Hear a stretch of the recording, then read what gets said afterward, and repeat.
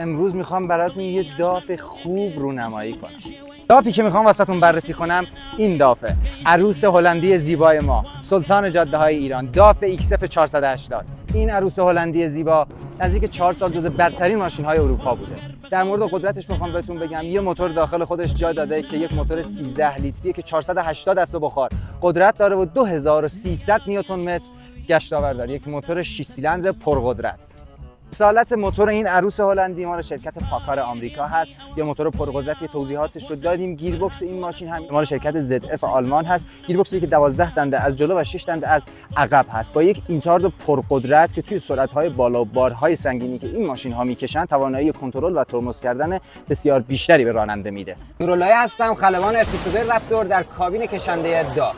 دوستان اگه بخوام در مورد این ماشین توضیح بدم، خلاصه چیزی که راننده میخواد امنیت، راحتی و کیفیت. هر ستاش رو داف داره.